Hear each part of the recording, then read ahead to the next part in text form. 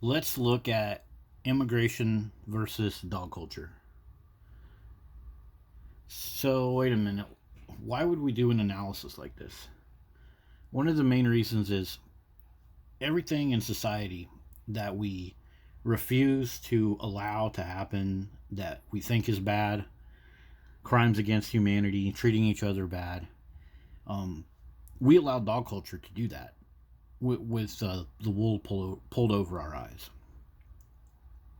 And there's some stuff about immigration and illegal immigration that is bad for our country. But dogs are worse. And I'm going to show you guys why. So let's look at 14 common arguments from 2018 against immigration. So I'm also going to use the word illegal immigrants because that's the word that people use. So don't get upset with me if I use that word because I understand political correctness. Now we're supposed to say undocumented people and all that kind of stuff. But just bear with me and see if any of this makes any sense. Because this is actually a pro-immigration video and an anti-dog video. So one of the main complaints, the number one, immigrants will take American jobs, lower wages, and hurt the poor. Well, that's what we allow dogs to do. Dogs take our jobs. Our job of human connection, loving each other, forming strong bonds, helping each other, donating to our fellow humans. Nowadays, dogs take a huge part of that. I mean, everywhere. Facebook, everybody has to have a picture of their dog. Took my dog here, took my dog there. What about your uncle? What about your brother? And the human connection part is the hugest part of this. But dogs take our jobs, and that hurts the poor. Another way that dogs hurt the poor, dogs are actually marketed to poor people. It's true. But many people are poor, living in poverty, receiving Social Security, welfare, and food stamps, and they still own several dogs, and then they have to get free handouts for those dogs. And poor people having dogs, that's just terrible for them. So let's go to number two. Immigrants abuse the welfare state. So it's kind of like I was saying, dogs abuse the welfare state. So many things for dogs are paid for by taxpayer benefits. You know, your property taxes pay for police going out to respond to pit bull attacks. They're abusing that. Many other things that I've covered on my channel where the welfare state pays for dog culture, dog parks that are on federal spending bills, all types of grants for even dog food companies sometimes go bankrupt and get free grants from the government. People get free grants for having dogs because they run out of money. People that are on Social Security, dogs live in their house, and that's that's money that's going towards those dogs. Yeah, so let's go to number three. So it says here that immigrants increase the budget deficit and government debt. Well, kind of like the stuff I was talking about above, dogs do that too. Texas has an 11 or $13 million animal shelter. Meanwhile, their water infrastructure, flood control, which is crazy because Texas is having a flood right now. City drain systems are defunct or having problems, but they'll go and blow $14 million on a new shelter for dogs, even though they already have a stray dog problem. You know, crazy. So let's go to number four. Immigrants increase economic inequality, they say. No, that's dogs, guys. Economic inequality. You got right now people out there that they don't got money for a bed or deodorant or shampoo. But yet you got dogs that go to dog spas, dog groomers. You got people out there that they can't afford like a steak once a week or a cheeseburger. But people are giving their dogs raw meat, steak, hamburgers, hot dogs, chicken, making their own dog food at home out of beef products. While they freaking complain about wolf attacks on ranches that are killing cows, yet they're butchering cows to feed their pet dogs. 90 million pet dogs in America, with a increasing portion of them getting hamburgers and cheeseburgers and everything else. So you want to talk about economic inequality? Yeah, you need to start looking at dog ownership. Let's go to number 5. Today's immigrants don't assimilate like immigrants from previous waves, they say. Dogs don't assimilate to humans. They won't shut the F up barking all damn day. They won't let us have a 4th of July without hundreds of people whining and crying about it on freaking Facebook. Oh, my fireworks hurt my dog.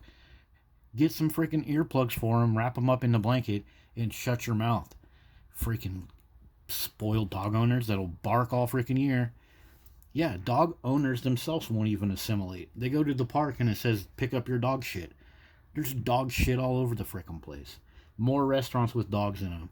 More everything with dogs coming up in them. And dog attacks happen. Yeah,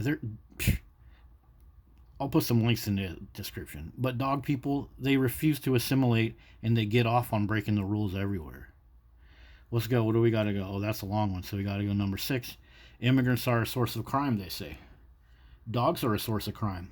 Killing toddlers, killing grandma, killing the mailman, attacking the mailman, causing constant fights between people. People will threaten to kill other people because they thought that they saw dog abuse.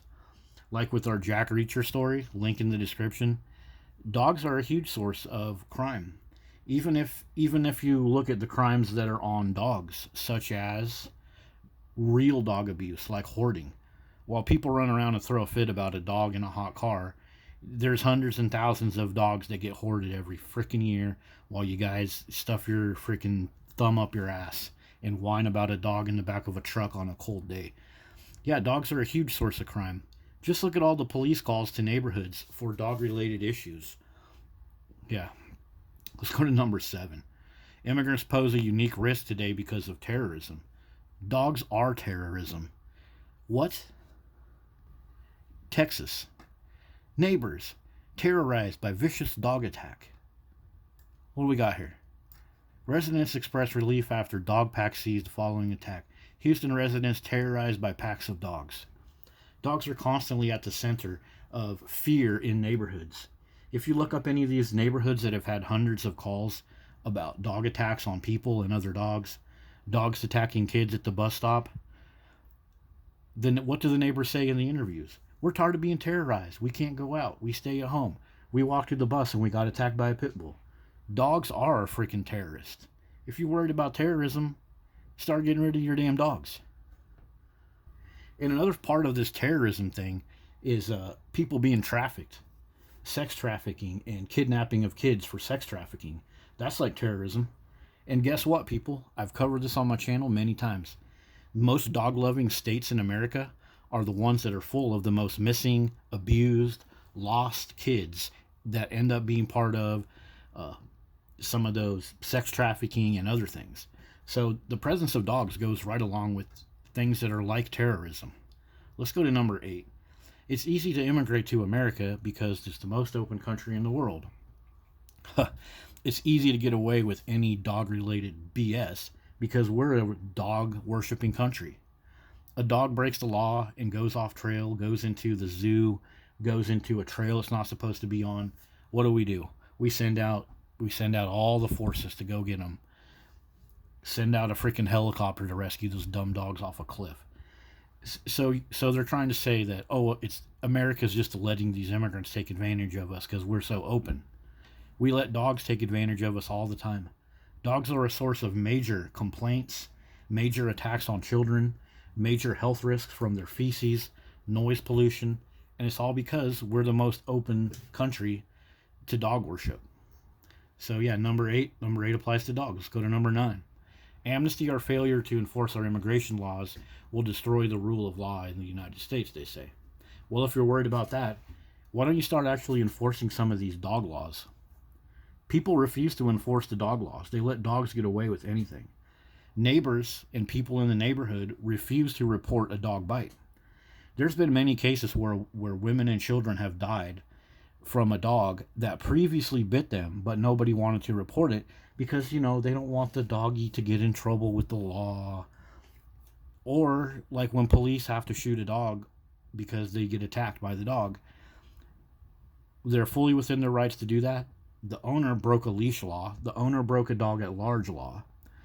The owner didn't even have a collar on the dog. They'll break all those rules, but then when the dog faces some type of whatever, getting hit by a dog, shot by a police, or hit by a car, everybody will be all upset. But they won't go back and enforce the existing laws that are here to protect humans. They won't enforce those on dogs. So yeah, number 9 applies to dog culture. Huge. National sovereignty. Sovereignty means power. It means power over your own reign. I'll put a larger definition in the description. But we can't be sovereign humans, sovereign Americans, when we worship dogs before humans. We are a country of human workers that do labor and pay taxes and contribute to our infrastructure. Dogs do none of that. So we can't have a national sovereignty when we worship dogs. Let's go down to number 11. They say immigrants won't vote for the Republican Party. Well, dogs can't vote for anything. We fill our neighborhoods with a larger portion of dogs than humans, and dog owners are highly influenced by dog worship. So as a politician, it doesn't matter what party you're in. Like Joe Biden, for example, he paraded those German Shepherds around. He had them chew up Trump dolls, or his granddaughter did, or somebody, or people on YouTube did, and everybody thought that was cool. Everybody thought, wow, Joe Biden is the best guy ever, so we're going to vote for him because his doggies chewed up a Trump doll. So dogs are used as political leverage. You know, all you have to do is attach yourself to a dog, and everybody will like you, at least for a short enough time for you to gather a bunch of votes. That's exactly what Hitler did too. Link in the description. So now we're up to number 12. Immigrants bring bad cultures, they say, ideas or other factors. That's dogs. Dogs are a pack animal. They're not a social animal like humans are. They bring all that crap across our borders.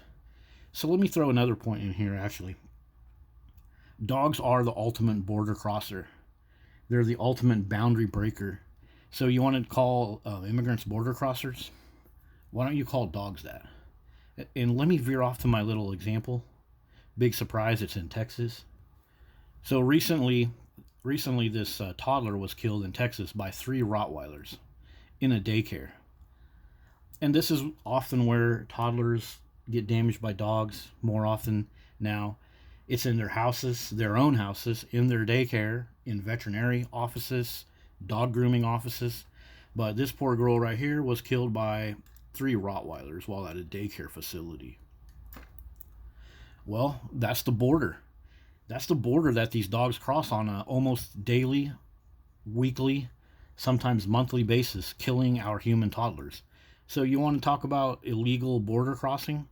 We have a border. It's called our freaking house. It's called our freaking skin that keeps our organs in. And our culture allows dogs to cross that border. So, border crosser, that's a dog. So yeah, number 12 definitely applies to dogs. Look at what it says. It results in weakening economic growth. And people think that immigrants will destroy more wealth, which is crazy because dogs destroy wealth. You know, dogs can't contribute to Social Security through their taxes. Immigrants can pay taxes. Immigrants can, even if they're skipping out on paying taxes, an immigrant can go buy a car and they're going to pay fuel tax. They're going to pay tax on the tires that they buy. They're going to buy stuff from Amazon, and there's a tax on that. Yeah, so let's go to number 13 before we get too carried away, right? Brain drain of smart immigrants to the United States. So what they're saying here is that bringing immigrants to America is going to hurt other countries because of brain drain. Dogs are brain drain. You literally have to be stupid to fall for dog culture. You have to be ignorant, unwilling to do research, cognitively dissonant, full of dog worship, full of subhuman thoughts. Dogs are better. I hate kids. I love dogs. My dog is better than, your kid.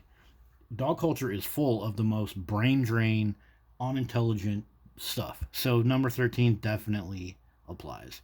And now for our last one, number 14. Immigrants will increase crowding, harm the environment. Increase crowding. Guys, overcrowded shelters, overcrowded apartment houses with dogs, overcrowded stray dogs in the street.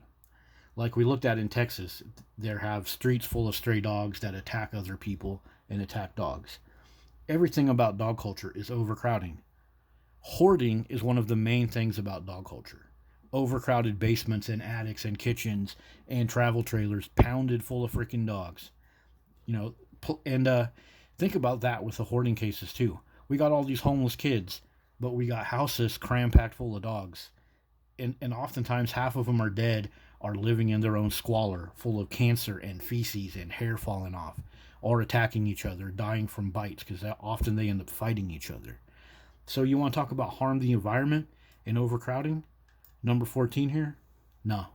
You need to go get rid of some dogs if that's really an issue with you. Yeah.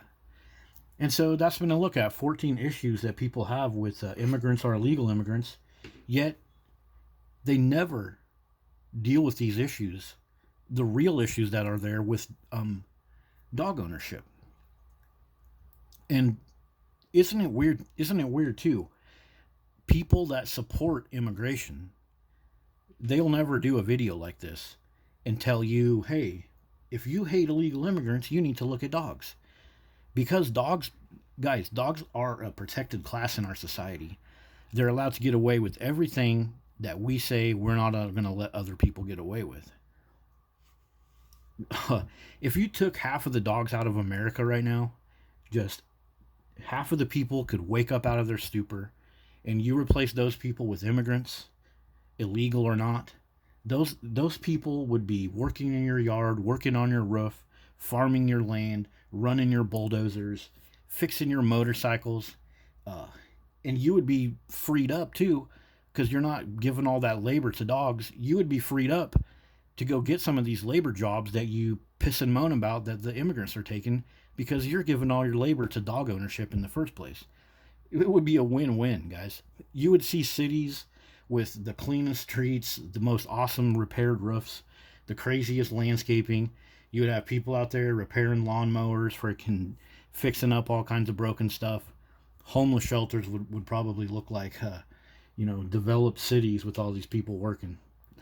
But with dogs, they would just be full of feces, attacks, barking, constant police calls. Yeah. Anyways, hope you guys like this type of analysis. I'll see you in the next one. Thanks for watching. Later.